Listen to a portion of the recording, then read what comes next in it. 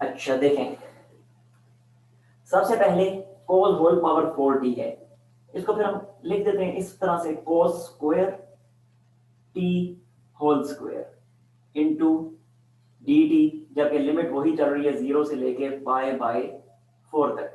Now this is equal to, अब cos square t, हाँ जी बताइए क्या लिखें cos स्क्वायर t को?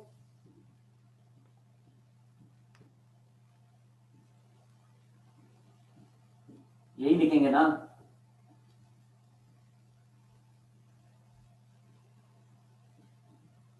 ठीक है जी। अब इस होल स्क्वायर को अप्लाई कर दें, यानी स्क्वायर एक्सपेंड कर दें।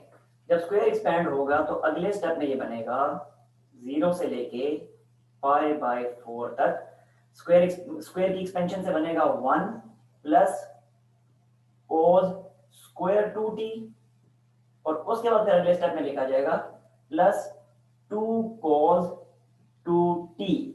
a plus b whole square का फार्मूला एक्सपेंड किया है मैंने, जबकि डिनोमिनेटर में है 2 का स्क्वायर 4। इस स्टेप में कोई मसला है तो पूछ लें। No sir. Now this is equal to limit 0 to pi by 4।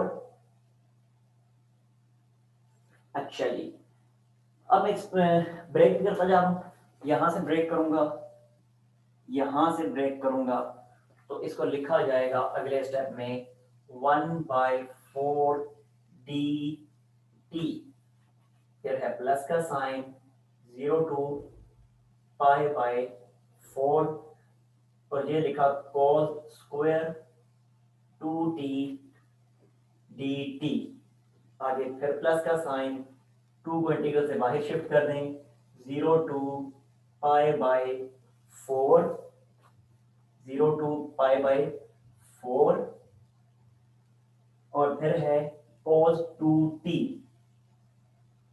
Into D T. अब इसका भी डायरेक्ट इंटीग्रल हम फाइंड कर सकते हैं, जो कि t आ जाएगा, ज़ाहिर 1/4 बाहर शिफ्ट होगा तो बाकी t आएगा, और इसका भी इंटीग्रल हम डायरेक्ट फाइंड कर सकते हैं, जो कि होगा sin 2t डिवाइडेड बाय 2। लेकिन इसका भी फाइंड नहीं हो सकता, क्यों? वंस अगेन होल स्क्वायर आ गया। अभी मैंने आपको बताया जब भी साइन कोस की होल पावर आ जाए, डायरेक्ट इंटीग्रल उसका फाइंड नहीं किया जा सकता।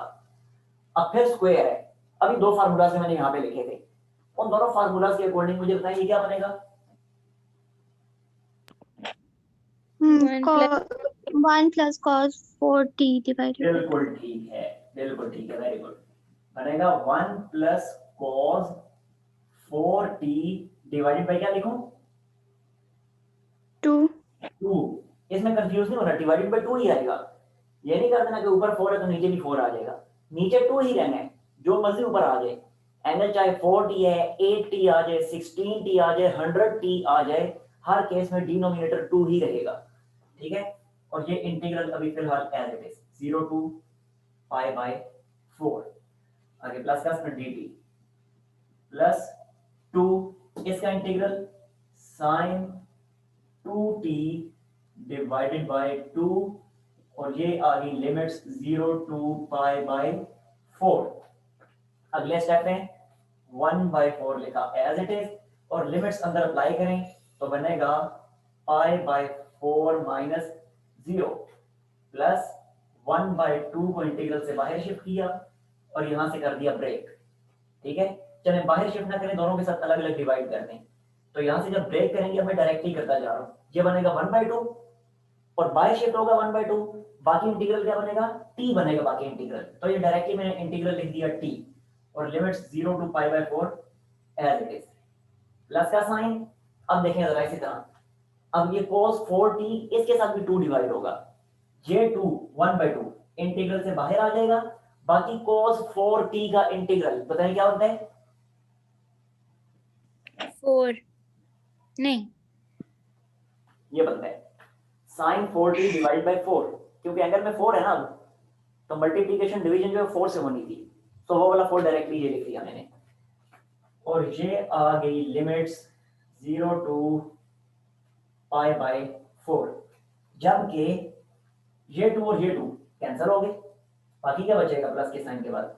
लिमिट जब मैं अप्लाई करूंगा तो देखें ये ऐसे बनेगा साइन 2t, यानी t की जगह पाई बाय 4 आएगा, टी की जगह जब पाई बाय 4 आएगा तो ये वाला 2 और पाई के नीचे जो 4 है कैंसिलेशन होगी, बाकी बचेगा पाई बाय 2। सो ये लिख दिया साइन पाई बाय 2, आगे माइनस का साइन, जबकि जीरो जब पुट करेंगे टी की जगह पे सिंपली जीरो कर देगा, साइन जीरो जीरो ही होता है पता है आपको। लेकिन चले मैं स्टेप कंप्लीट कर लेता हूँ, यहाँ पे मैं लिखता हूँ साइन ऑफ जीरो। ठीक है, आई थिंक मेरा नहीं ख्याल आपके लिए कोई मसला है, इसका लेने स्क्रीनशॉट कोई मसला है तो पूछ लें। Done sir. डन। हो जाएगा या करूँ इसको मैं कंप्लीट? हो जाएगा। हो जाएगा। ओके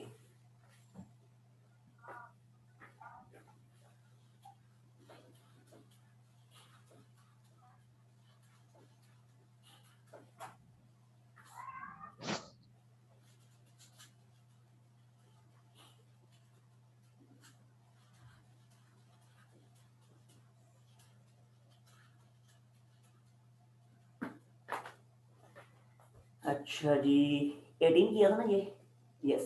नेक्स्ट है 19, क्वेश्चन नंबर 19 किधर चला गया? 19 तो बहुत आसान है। देखें कोस स्क्वायर थीटा और आगे साइन थीटा है, यानी जो पावर के अंदर जो कोस है उसका डेरिवेटिव सामने पड़ा हुआ है माइनस की कमी के साथ, तो बस माइनस से मल्टीप्लाई करें 2 टाइम्स, एक माइनस बाहर आएगा इंटीग्रल से, दूसरा माइनस साइन के साथ आके डेरिवेटिव कॉस का कंप्लीट कर देगा, और उसके बाद कॉस पे आप पावर रूल अप्लाई कर लें। कोई मसला तो नहीं है इसमें? No sir. हो जाएगा ना? जी हीरा, जी हीरा बताएं, हो जाएगा? सर हो जाएगा। कोई शक शुबे वाली आवाज लग रही है आपकी, मसला तो बता दें, मैं कर देता हूँ। नो सर, मुझे वो पिछली एक्सरसाइज के 2 क्वेश्चंस में मसला था, मैंने आपको बताया था, बाकी नहीं है। चलें अच्छा, मैं अब ये कंप्लीट करता हूँ ना क्लास, तो उसके बाद फिर मैं देखता हूँ। हाँ जी अमाद, इसके बाद भी पता नहीं मैं देखूंगा या नहीं, हो सकता है सुबह ही देखूं, क्योंकि अभी काफी सारा मेरा काम रहता है करने वाला।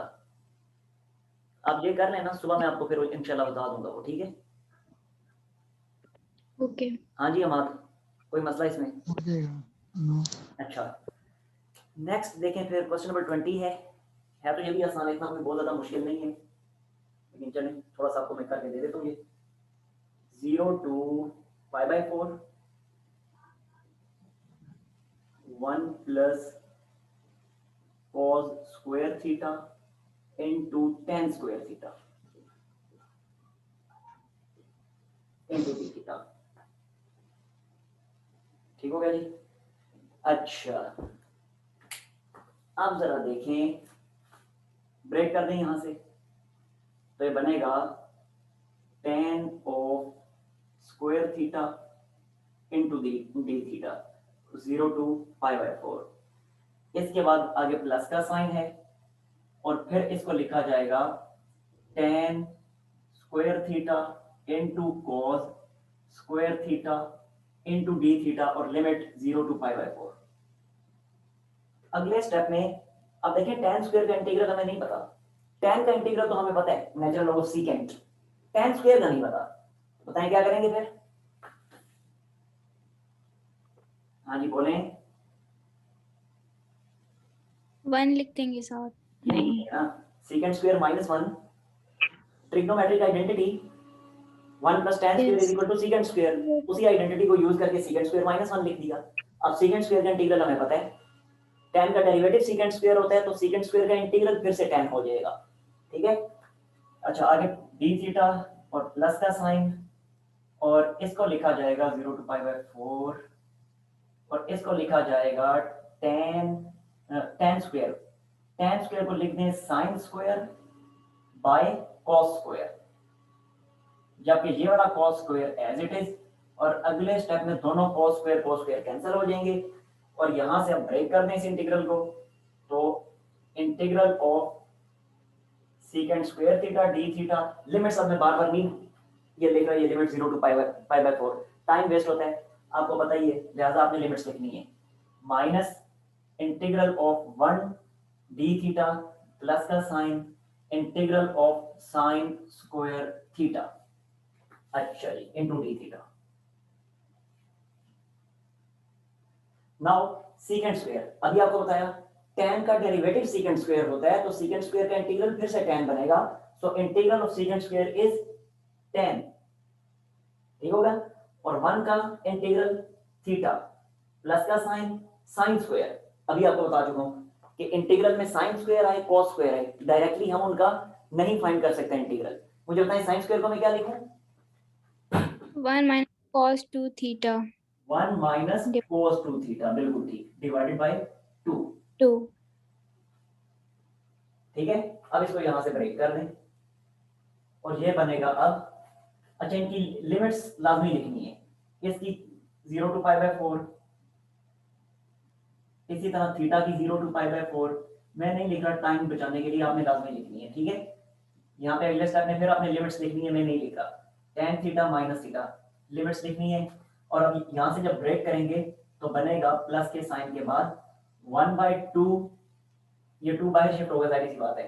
और बाकी 1 का इंटीग्रल थीटा, आगे माइनस का साइन, फिर 2 बाहर शिफ्ट होगा 1/2, और cos 2 थीटा का integral sign of Sin 2 theta divided by by 2, और ये लिमिट्स 0 to π/4, ऐसे ही यहाँ भी 0 to π/4, 0 to π/4 एंड 0 to π/4। लेने स्क्रीनशॉट, मसला है तो पूछ लें, अगर नहीं होता तो मैं कंप्लीट कर देता हूँ। Done, sir. जी हो जाएगा। Yes. Yes, sir. हाँ जी अमाद, डन हो जाएगा। ओके 20 था जी।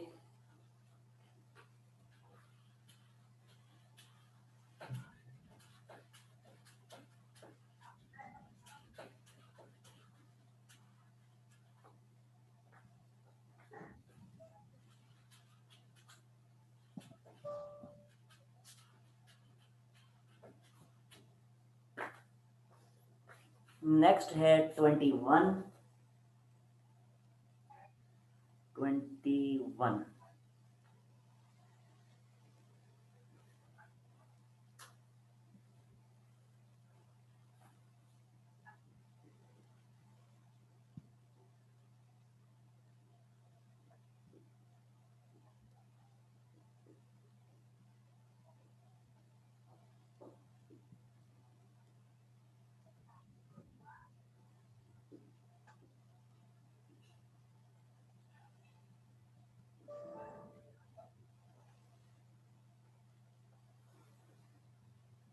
अच्छा जी देखें, secant theta, now this is equal to 0 to π/4। अच्छा ऐसे करें कि न्यूमरेटर डिनोमिनेटर दोनों को cos थीटा से डिवाइड कर दें। इसका फायदा क्या होगा? अभी तक ये कोई ऐसी फॉर्म नहीं है जिसको हम इंटीग्रेट कर सकें, कोई फार्मूला अप्लाई नहीं होता, कोई बाय पार्ट्स अप्लाई नहीं होती, कोई पार्शियल फ्रैक्शन में रिजोल्व नहीं हो सकता, कुछ भी नहीं हो सकता। अलबत्ता यहाँ पे अगर जरा गौर से देखें, अगर मैं इस न्यूमरेटर सॉरी डिनोमिनेटर को अगर cos थीटा से डिवाइड करूं तो ये sin बाय cos tan बनेगा और ये cos बाय cos 1 बनेगा, यानी नीचे बन जाएगा 1 प्लस tan। जबकि ऊपर secant को जब मैं cos से डिवाइड करूंगा तो वो secant स्क्वायर बन जाएगा, यानी नीचे होगा 1 प्लस tan और ऊपर होगा secant स्क्वायर। और अब नीचे 1 का डेरिवेटिव ऊपर 0 मौजूद होगा और नीचे वाले tan का डेरिवेटिव ऊपर secant स्क्वायर मौजूद होगा, तो फॉर्म बन जाएगी नेचुरल लॉग ऑफ डिनोमिनेटर। समझ आ गई बात की? तो यही काम मैं यहाँ पे कर रहा हूँ। देखें जरा, ये मैंने डिनोमिनेटर को डिवाइड कर दिया cos से, और ये फिर न्यूमरेटर को भी मैंने डिवाइड कर दिया cos से।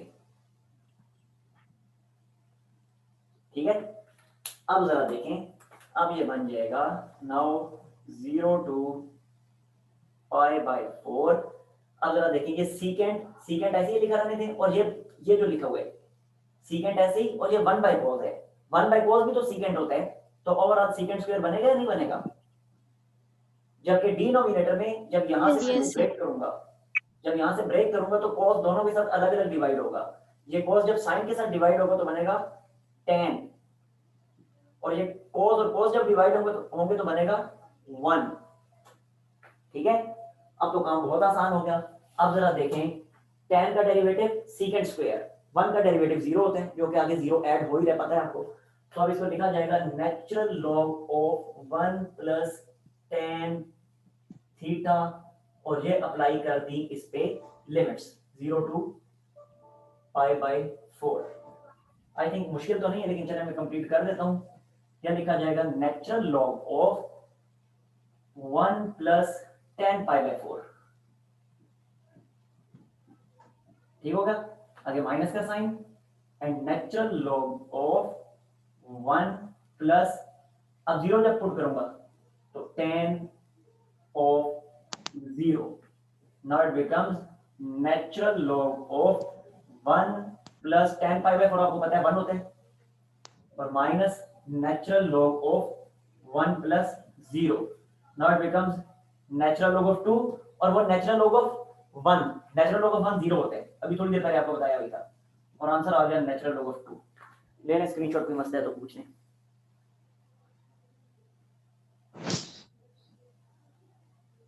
Done, sir. Okay.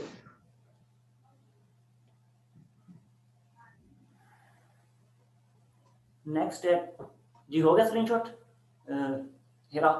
Yes, sir. Yes, sir.